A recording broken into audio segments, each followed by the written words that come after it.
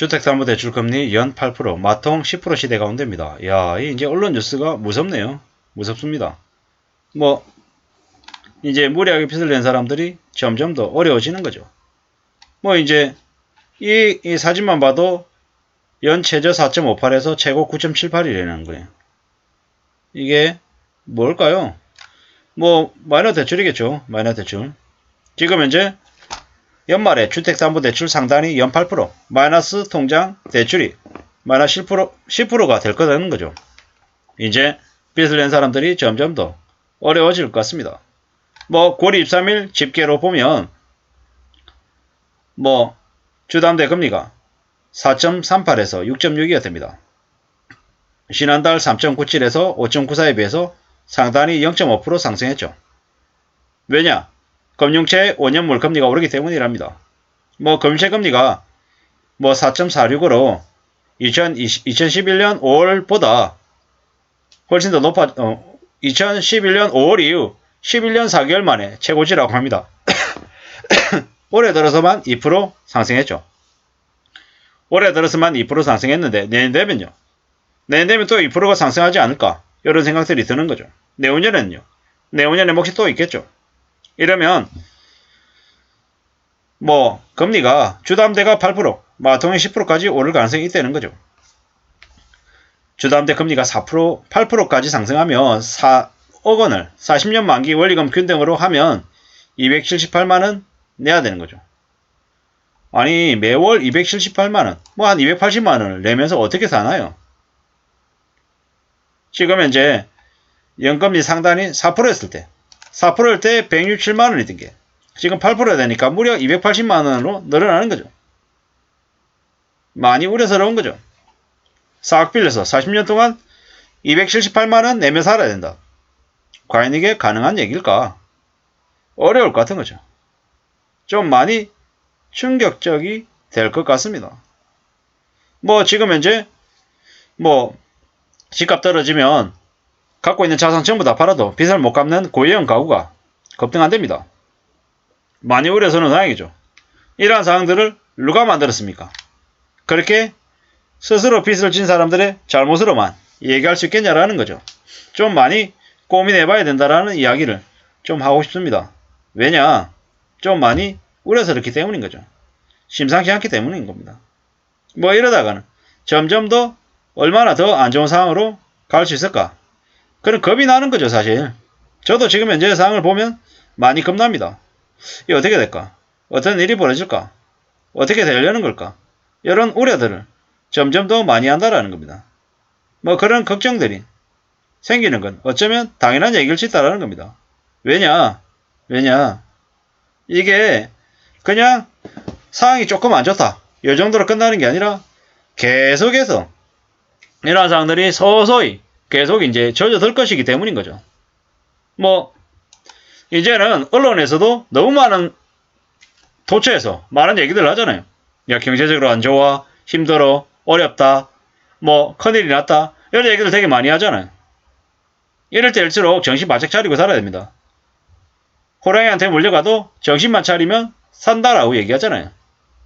표현을 호랑이한테 물려간다라고 했지만 그건 그 당시에 가장 큰 충격, 가장 큰 쇼크를 그렇게 표현을 한 거고요. 실제로 이제 현대시대 우리에게 가장 큰 충격은 뭡니까? 부채폭탄이죠. 부채폭탄이고 뭐 기업들이 정부가 빚이 많이 생겨가지고 그 때문에 많은 공경에 처하는 거 이런 것들이죠. 이런 것들이 이제 계속 벌어지면 뭐 어떻게 흘러갈까요? 어떻게 마음을 먹을까요? 사람들이 좀 더 위축되고 좀 소극적이 될 가능성이 큽니다. 당연한 얘기입니다. 그런데 그런 모습들이 좀 심해지면 심해질수록 어떻게 지내야 될까라는 좀 현실적인 방안들도 분명히 마련해야 되는 거죠. 지금 현재 계속 지내는데 계속 적자가 계속 난다. 빚이 계속 늘어난다라고 하면 좀 특단의 조치가 필요한 거고요. 뭐 처리할 수 있는 수준이다. 좀 힘들지만 좀 대대적으로 좀 이렇게 재조정을 하고 좀 가족들하고 좀 의논하고 하면 좀 해결할 수 있는 방안이 정말 좀 많이 궁핍해지고 많이 어려워지지만 해결할 수 있는 방안이 있다라고 하면 그 방안을 택해야 된다라는 거죠. 뭐 예를 들어서 가지고 있는 집이 있고 그 집에 부채가 너무 심해요. 그러면 그 집을 그냥 전월세를 주고 자신들은 정말로 뭐 처가로 들어가든지 본가로 들어가든지 하는 그런 좀 정말 힘들겠지만 그런 방안들을 좀 강구해야 된다는 말씀을 드리고 싶은 거죠. 그렇게 하지 않으면 좀 어려울 것이다. 힘들 것이다. 라는 거죠. 참 이제 우리가 살아가는 삶이 뭐 원하는 대로 바라는 대로 흘러가면 좋겠지만 그러지 못하는 경우도 많을 거다라는 겁니다. 원하는 대로 흘러가지 않으면 어떻게 살아요? 어떻게 마음먹어요?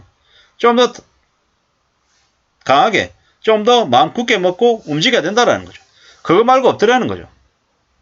별일 없이 그냥 쑥 이렇게 잘 지내면 좋겠지만 지금은 그런 기대를 갖는 게 좀 안 좋은 거다라는 말씀을 드리는 거죠. 지금은 좀 상황이 많이 안 좋아지고 앞으로 더 안 좋아질 거야, 더 힘들 거야, 더 어려울 거야 라는 그런 메시지가 곳곳에서 이렇게 나오고 있기 때문에 현실을 좀 냉정하게 바라보고 그러면 난 앞으로 어떻게 해야 되는 거지? 어떤 마음으로 살아야 되는 거지? 지금 현재 내가 처해 있는 상황에서 어떻게 좀 재조정하고 내가 처한 현실을 좀 바라보면서 어떻게 좀 고쳐 나가야 되는 거지? 이런 고민들을 좀 진지하게 해야 된다는 말씀을 드리고 싶은 거죠. 안 그러면 어렵더라. 안 그러면 많이 힘들다. 이런 얘기들을 드리는 거죠. 우리가 살아가는 삶이 좀 힘들더라. 만만치 않더라. 막막하더라는 걸 잘 알고 있습니다. 어떻게 하겠습니까? 어떻게 움직여야 되겠습니까? 고민스럽고 뭐 이래저래 많이 난감하겠지만 그럼에도 불구하고 이 불편한 현실을 내다봐야 되는 거죠. 바라봐야 되는 거죠. 안 그러면 안 된다라는 거죠. 그냥 되는 거 없다라는 걸 잊지 말아야 되겠습니다. 현실을 좀 잘 봐야죠. 그냥 별것 없는 것처럼 괜찮은 것처럼 뭐 눈 맞고 귀 맞고 그냥 나 몰라 이러면서 앞만 보고 가다 보면 어떻게 됩니까? 이렇게 된다라는 거예요. 불편하죠. 이런 얘기하면. 근데 어떤 식으로든 지금 살 궁리를 대응할 모습들을 갖춰야 된다. 마련해야 된다는 말씀을 계속 드리고 싶습니다. 왜냐? 그래야지만이 이 암담하고 힘들고 어려운 현실을 또 살아내지 않겠습니까? 안 된다고 놔버리면 안 되잖아요. 계속 가야 되잖아요. 처지가 나는 왜 이 모양이지? 왜 이거밖에 안 되지라고 자신을 자꾸 궁지로 몰아내는 생각하지 말고 안 그래도 궁지에 몰려 있으니까 이 현실을 좀 더 주변을 좀 잘 둘러보고 내가 살 길을 살 방도를 좀 마련하는 게 좋겠다라는 말씀을 드립니다. 안 쉽다라는 거 힘들다라는 거 잘 압니다. 그럼에도 불구하고 묵묵히 한 걸음 두 걸음 내디디면서 3억 5천만 원의 정쟁에 이승용 그분처럼 그분 못지않게 애써야지만이 이 어려운 현실을 극복할 수 있다는 말씀을 드리면서 마실까 합니다. 감사합니다.